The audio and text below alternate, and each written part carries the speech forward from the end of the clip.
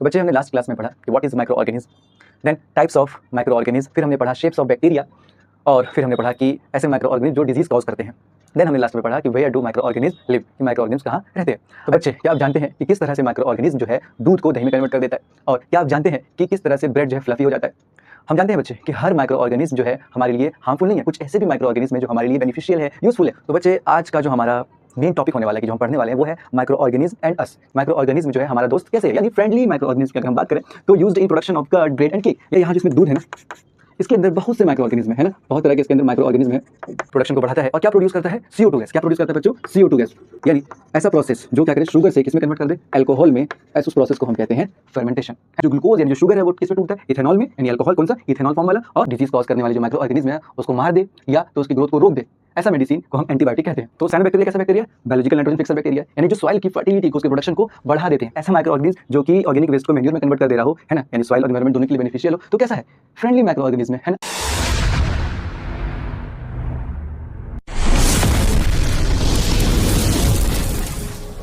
Good afternoon बच्चों, तो कैसे हैं आप सब। उम्मीद करता हूँ आप सभी खैरियत से होंगे, अच्छे से होंगे। तो बच्चे हमने लास्ट क्लास में पढ़ा कि what is microorganism, then types of microorganism, फिर हमने पढ़ा शेप्स ऑफ बैक्टीरिया और फिर हमने पढ़ा कि ऐसे माइक्रो ऑर्गेनिज्म जो डिजीज कॉज करते हैं। देन हमने लास्ट में पढ़ा कि where do microorganism live, कि माइक्रो ऑर्गेनिज्म कहाँ रहते हैं। आइए बच्चों, आपको लास्ट क्लास में जो हमने पढ़ा है वो समझ में आ गया। एनी गेस आज हम क्या पढ़ने वाले हैं, इसी चैप्टर को हम कंटिन्यू करते हुए आगे बढ़ाते हुए आज कुछ और माइक्रो ऑर्गेनिज्म के बारे में जानेंगे। जैसे कि हम जानते हैं कि हमारे चैप्टर का नाम ही है माइक्रो ऑर्गेनिज्म फ्रेंड एंड फो, यानी माइक्रो ऑर्गेनिज्म क्या है कि दोस्त भी हैं और दुश्मन भी हैं, है ना। दुश्मन इसलिए क्योंकि वो डिजीज कॉज करते हैं, है ना, और दोस्त इसलिए क्योंकि वो हमारी हेल्प करते हैं। तो बच्चे आज का जो हमारा मेन टॉपिक होने वाला है कि जो हम पढ़ने वाले हैं वो है माइक्रो ऑर्गेनिज्म एंड अस, जिसमें आज हम जानेंगे कि माइक्रो ऑर्गेनिज्म किस तरह से हमारा दोस्त है और किस तरह से हमारा दुश्मन है, यानी किस तरह से वो हमारे लिए बेनिफिशियल है और किस तरह से वो हमारे लिए हार्मफुल है। तो बच्चे क्या आप जानते हैं कि किस तरह से माइक्रो ऑर्गेनिज्म जो है दूध को दही में कन्वर्ट कर देता है, और क्या आप जानते हैं कि किस तरह से ब्रेड जो है फ्लफी हो जाता है। सो आज का टॉपिक हम शुरू करते हैं माइक्रो ऑर्गेनिज्म एंड अस। तो बच्चों माइक्रो ऑर्गेनिज्म और हमारा क्या नाता है उनसे, आइए जानते हैं। जैसे कि हम जानते हैं कि माइक्रो ऑर्गेनिज्म का हमारी ज़िंदगी में काफ़ी अहम रोल है। माइक्रो ऑर्गेनिज्म जो है हमारा दोस्त कैसे है, यानी फ्रेंडली माइक्रो ऑर्गेनिज्म की अगर हम बात करें तो used in production of curd, bread and cake, यानी कि दूध से दही बनने का जो प्रोसेस था, हमने बताया था कि एक लैक्टोबैसिलस बैक्टीरिया होता है जो कि दूध को दही में कन्वर्ट कर देता है, यानी वो हमारे लिए क्या है, यूजफुल माइक्रो ऑर्गेनिज्म हुआ, यानी हमारे लिए वो क्या है, दोस्त है, हमारा वो क्या है, दोस्त है। नेक्स्ट अदर यूजेज, यानी प्रोडक्शन ऑफ अल्कोहल, यानी अल्कोहल बनाने में भी क्या है, इस माइक्रो ऑर्गेनिज्म का इस्तेमाल होता है, और इस प्रोसेस को जो होता है उसे हम कहते हैं फर्मेंटेशन, जो हम आगे पढ़ेंगे। Next cleaning up of environment, environment की जो साफ सफाई के लिए है यही माइक्रो ऑर्गेनिज्म का इस्तेमाल होता है, यानी फ्रेंडली माइक्रो ऑर्गेनिज्म का। प्रिपरेशन ऑफ मेडिसिन, आगे हम पढ़ेंगे मेडिसिन में किस तरह से माइक्रो ऑर्गेनिज्म का रोल है। और increase soil fertility bye fixing nitrogen, यानी कि नाइट्रोजन फिक्सेशन के बारे में आगे पढ़ेंगे। लेकिन क्या है सॉइल फर्टिलिटी, क्यों क्या करता है कि इंक्रीज कर देता है। तो बच्चे हमारा अगला टॉपिक है making of curd and bread. आइए थोड़ा सा डिटेल में जानते हैं। देखो बच्चों, हम जानते हैं कि दूध से यानी कि मिल्क से किसमें कन्वर्ट होता है, ये कर्ड में कन्वर्ट होता है ना। कौन सा बैक्टीरिया हेल्प करता है, लैक्टोबैसिलस। आई होप आपको याद हो, लैक्टोबैसिलस हमने लास्ट लेक्चर में पढ़ा था। अब क्या यहाँ जिसमें दूध है ना, इसके अंदर बहुत से माइक्रो ऑर्गेनिज्म है ना, बहुत तरह के इसके अंदर माइक्रो ऑर्गेनिज्म है। अब ये जो माइक्रो ऑर्गेनिज्म बहुत सारे हैं इसमें, लेकिन जो इसके लिए बेनिफिशियल है कि जो इसको दूध से दही में कन्वर्ट करेगा वो माइक्रो ऑर्गेनिज्म क्या नाम है, लैक्टोबैसिलस, है ना। अब देखिए कि जो लैक्टोबैसिलस बैक्टीरिया है यहाँ पे क्या करेगा, अपने आप को मल्टीप्लाई करेगा, 1 से 2, 4, 5, 10,000, 10,000, 20,000, लाखों, अपने आप को क्या करेगा, काफ़ी मल्टीप्लाई करेगा और दूध से दही में कन्वर्ट हो जाएगा। यानी लैक्टोबैसिलस बैक्टीरिया जो है क्या करता है कि लैक्टोज शुगर को लैक्टिक एसिड में कन्वर्ट कर देता है, लैक्टोज शुगर को लैक्टिक एसिड में कन्वर्ट कर देता है, तो हमारा दूध से क्या बन जाता है, दही बन जाता है। अब ये बैक्टीरिया ऐसा नहीं सिर्फ कि दूध से दही में बना रहा हो, बैक्टीरिया का भी और भी कई इस्तेमाल है, जैसे चीज़ बनाने में, है ना, पिकल्स यानी अचार बनाने में, और भी कई तरह के फूड आइटम्स में इनका इस्तेमाल होता है। अब जानते हैं बच्चों मेकिंग ऑफ ब्रेड के बारे में। तो देखो बच्चों, जो ब्रेड है ना उसके बनने का जो प्रोसेस है ना वो भी ज़रा अजीब है। समझो कि ड्यूरिंग रेस्पिरेशन ईस्ट जो है वो रिप्रोड्यूस करता है, ठीक है, तेज़ी से अपने प्रोडक्शन को बढ़ाता है, और क्या प्रोड्यूस करता है, CO2 गैस। क्या प्रोड्यूस करता है बच्चों, CO2 गैस, ठीक है। अब क्या है, जो चपाती है ना, जो ये ब्रेड है आपका, ये इसके अंदर क्या होता है कि CO2 जो है ना वो फिल होने लगता है ना, CO2 जो ये फिल होने लगता है और वो बबल्स बना लेता है। देखा होगा आपने तंदूरी रोटी वगैरह और ब्रेड वगैरह में, तो क्या होता है कि बबल्स बनने लगते हैं, है ना। तो ये किसके हेल्प से होता है, ईस्ट के हेल्प से होता है। और बच्चे जैसे ईस्ट का इस्तेमाल केक बनाने के लिए भी होता है, पेस्ट्री बनाने के लिए भी किया जाता है, ठीक है, यानी बेकिंग इंडस्ट्री में इनका मेनली इस्तेमाल किया जाता है। तो अब बच्चों आप पढ़ते हैं commercial use of micro organism के बारे में, यानी कि ये कमर्शियली क्या इस्तेमाल है। जैसे बच्चों हम जानते हैं कि अल्कोहल हो गया, वाइन हो गया, है ना, एसिटिक एसिड हो गया, ये क्या है बच्चों, कमर्शियल यूज़ है माइक्रो ऑर्गेनिज्म का। एसिटिक एसिड को हम विनेगर भी कहते हैं। सिंपली कहें तो घरों में जो सिरका होता है ना, यही क्या है हमारा एसिटिक एसिड होता है, यानी विनेगर। ठीक है बच्चों, अभी हमने देखा कि ईस्ट का इस्तेमाल ब्रेड, केक, पेस्ट्री में हो रहा है, और उसके अलावा भी जो ईस्ट का इस्तेमाल है वो अल्कोहल और वाइन के लिए भी होता है। अब ईस्ट जो ग्रो करता है ना, वो करता है नेचुरल, यानी कि नेचुरल शुगर पे, लाइक जैसे बार्ले, है ना, wheat, rice, crust, fruit juices. अब बच्चों आप पढ़ते हैं फर्मेंटेशन प्रोसेस के बारे में कि ये फर्मेंटेशन है क्या। फर्मेंटेशन बच्चों बेसिकली कुछ नहीं है, यानी ऐसा प्रोसेस जो क्या करे, शुगर से किस में कन्वर्ट कर दे, अल्कोहल में। ऐसे उस प्रोसेस को हम कहते हैं फर्मेंटेशन, है ना। जैसे कि अभी हमने पढ़ा कि जो ईस्ट होता है वो नेचुरली शुगर से मौजूद होता है। जैसे लाइक अब ये कहाँ कहाँ मौजूद है कि जैसे बार्ले में है, वीट में है, राइस में है, क्रस्ट, फ्रूट जूसेस में है, वो क्या है, शुगर है। और फर्मेंटेशन प्रोसेस से क्या होता है कि ये अल्कोहल में कन्वर्ट हो जाता है सिंपली। आई होप बच्चे आपको ये प्रोसेस भी समझ में आ गया। आप जानते हैं कि जो माइक्रोब्स है ना, जो माइक्रो ऑर्गेनिज्म है, माइक्रोब्स जो है वो प्रोड्यूस करते हैं organic acid. Microbes produce organic acid, organic acid, जैसे लैक्टोबैसिलस। अरे ये तो हम सब जानते ही हैं, लैक्टोबैसिलस है नहीं बच्चे। अब लैक्टोबैसिलस कौन सा एसिड प्रोड्यूस करता है बच्चे, लैक्टिक एसिड। क्या करता है, लैक्टिक एसिड, है ना, हमने भी जाना लैक्टिक एसिड करता है, जो कि एक ऑर्गेनिक एसिड है। अच्छा, माइक्रो ऑर्गेनिज्म सिर्फ क्या करता है, ऑर्गेनिक एसिड ही प्रोड्यूस नहीं करता है, एंजाइम भी करता है। क्या करता है बच्चों, एंजाइम भी करता है, जैसे अमाइलेज, लाइपेज। तो माइक्रो ऑर्गेनिज्म क्या करते हैं, एंजाइम भी प्रोड्यूस करते हैं, लाइक अमाइलेज और लाइपेज एंजाइम। आई होप बच्चे आपको commercial use of micro organism clear है। बच्चों फर्मेंटेशन प्रोसेस को ना थोड़ा और समझने की कोशिश करते हैं। आइए, प्रोसेस क्या था बच्चों, फर्मेंटेशन, जिसमें क्या हो रहा था कि जो शुगर है ना वो अल्कोहल में कन्वर्ट हो जा रहा था, है ना। बच्चों किस में कन्वर्ट हो रहा है, अल्कोहल में, तो इसका पूरा नाम हो जाएगा अल्कोहलिक फर्मेंटेशन। कुछ नहीं है, बस अल्कोहल लगा दिया ना, अल्कोहलिक फर्मेंटेशन। ठीक है, क्या हो रहा था, जो शुगर है, जो बच्चे क्या है, शुगर है, वो कन्वर्ट हो जा रहा था अल्कोहल में। किस में हो जाता है, अल्कोहल में, और साथ में होता है CO2। क्या होता है बच्चों, CO2। ठीक है, सिंपली समझाने की कोशिश करता हूँ कि शुगर को आप मान लीजिए क्या है, ग्लूकोज। क्या है बच्चों, ग्लूकोज। और आपने पढ़ रखा है ग्लूकोज के बारे में कि ये C6H12O6 इसका फॉर्मूला है। ठीक है, अब बस देखते चलिए। देखो बच्चों, अब ये आगे चला, ये शुगर है, ये आगे चला, किस में कन्वर्ट हो गया, अल्कोहल में, है ना।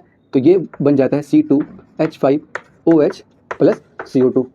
अभी आपने कुछ नहीं करना है, बस देखना है, इधर मेरी तरफ देखिए। अब देखो बच्चों, यहाँ पे कितने कार्बन है, 2, और यहाँ पे कितना है, 6।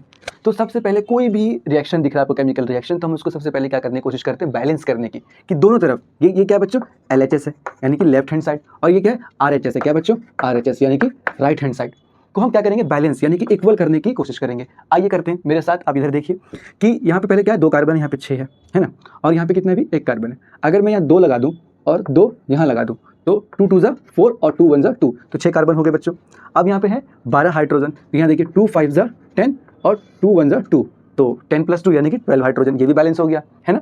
अब देखिए ऑक्सीजन, यहाँ पे क्या है बच्चों, 2 1 ज़ा 2 और 2 2 ज़ा 4, 4 और 2 क्या हो जाए, 6 हो गया। क्या हो गया, 6 हो गया। तो और यहाँ भी कितना है, 6 ही ऑक्सीजन है, तो ये अब रिएक्शन हो गया बैलेंस। अब ये जो अल्कोहल है ना बच्चे, इसका नाम है इथेनॉल। क्या नाम है बच्चों, इथेनॉल। आप कहेंगे सर अब ये क्या है ना।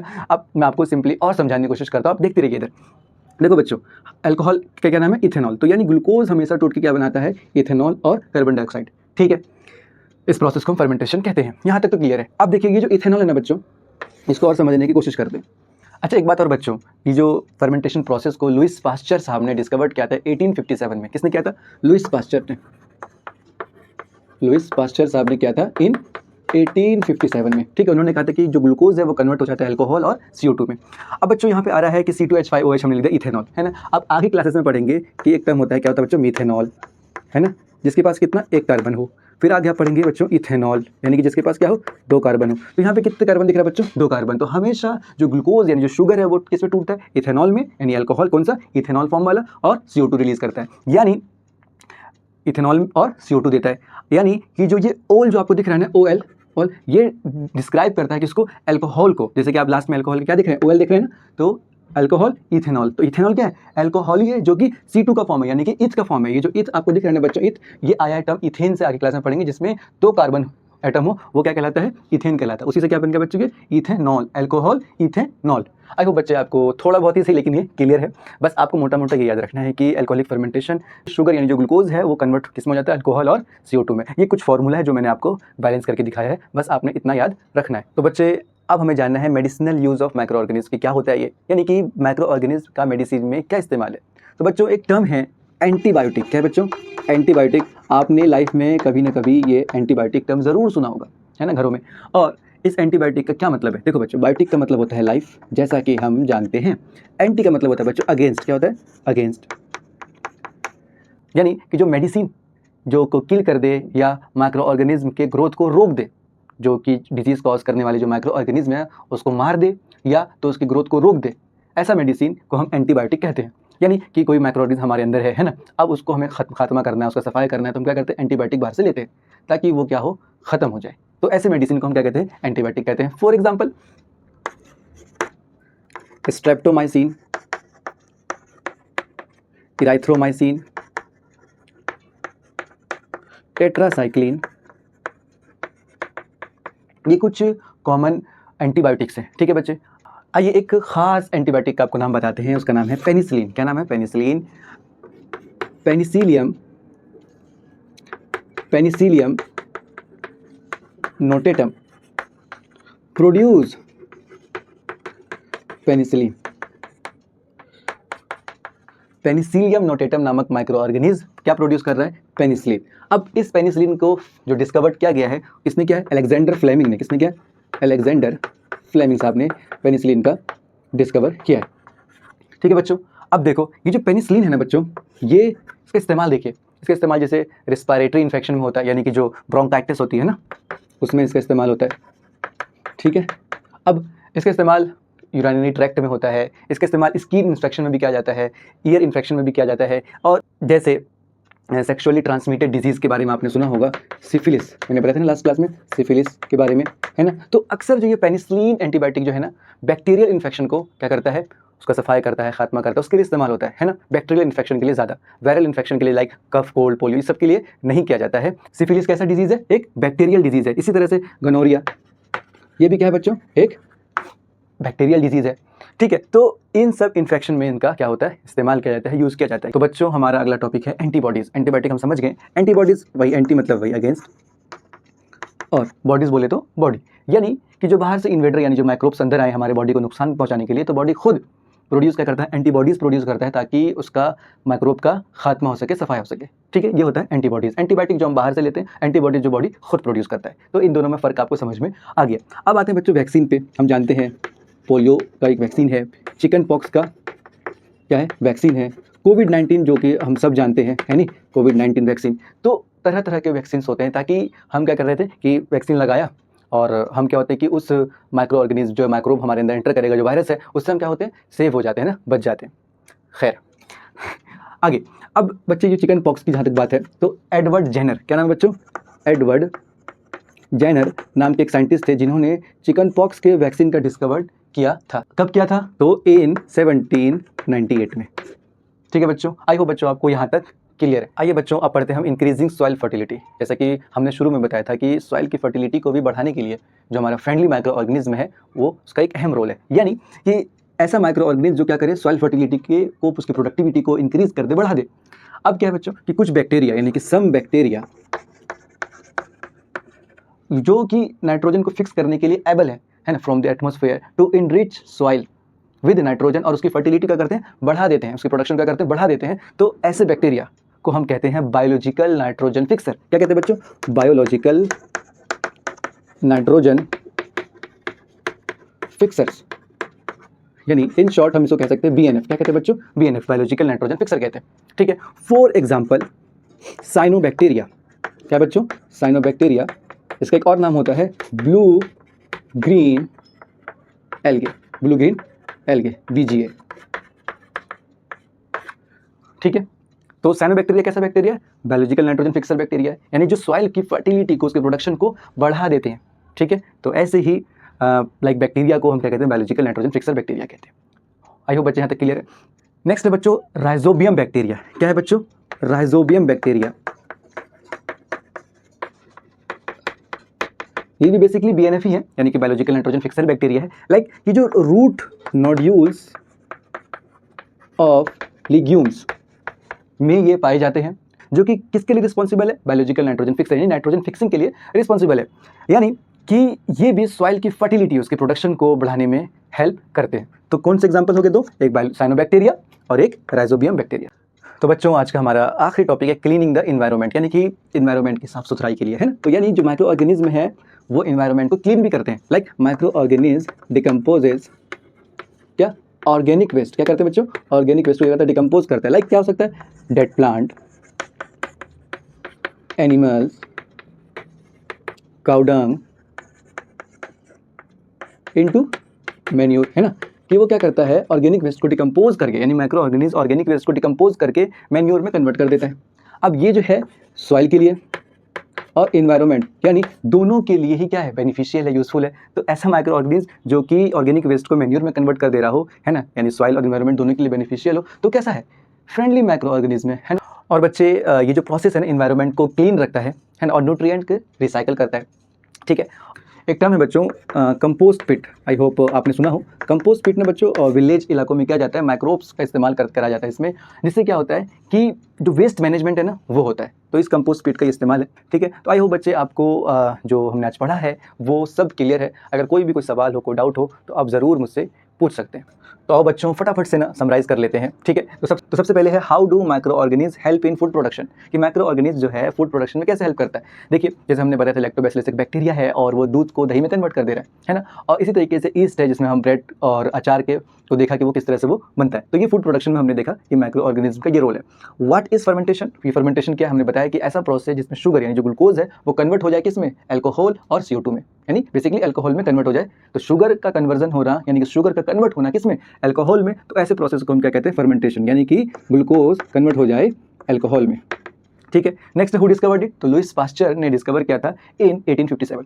Next give to medicinal use of microorganism. अब हम जानते हैं कि एंटीबायोटिक के बारे में हमने पढ़ा, जिसमें एंटीबायोटिक क्या होता है कि एंटीबायोटिक यानी कि जो हम बाहर से जो दवाई लेते हैं, मेडिसिन, है ना, जो डिजीज कॉजिंग माइक्रो ऑर्गेनिज्म को मारने के लिए, उसकी ग्रोथ को स्टॉप करने के लिए, रोकने के लिए जो मेडिसिन लेते हैं उसको हम एंटीबायोटिक कहते हैं, पहली बात। अब ये एंटीबायोटिक के बहुत तरह के हैं, लाइक पेनिसिलिन है, टेट्रासाइक्लिन है, एरिथ्रोमाइसिन है, स्ट्रेप्टोमाइसिन, अलग अलग तरह के एंटीबायोटिक्स हैं, है ना। तो ये हमारा यूज हो गया। नेक्स्ट है कि विच bacteria fix nitrogen in soil, तो हमने बताया था एक बैक्टीरिया साइनोबैक्टीरिया, क्या बताया था बच्चों, साइनोबैक्टीरिया के बारे में, और एक राइजोबियम, एक किसके बारे में, राइजोबियम बैक्टीरिया के बारे में। ये दोनों क्या थे, BNF थे, यानी कि बायोलॉजिकल नाइट्रोजन फिक्सर बैक्टीरिया थे, है ना। तो ये क्या है, नाइट्रोजन को फिक्स करते हैं सॉइल में। ठीक है, तो बच्चों अब वक्त है आपको जांचने का, परखने का। तो बच्चे सबसे पहले अब्दुल्ला तुम बताओ कि ऐसे दो माइक्रो ऑर्गेनिज्म के बारे में जो फूड आइटम में इस्तेमाल किए जाते हैं। वेरी गुड, लैक्टोबैसिलस है नहीं हम सबका फेवरेट, जो क्या कर रहा था, हाँ एग्जैक्टली दूध को दही में कन्वर्ट कर दे रहा था। नेक्स्ट अली तुम बताओ।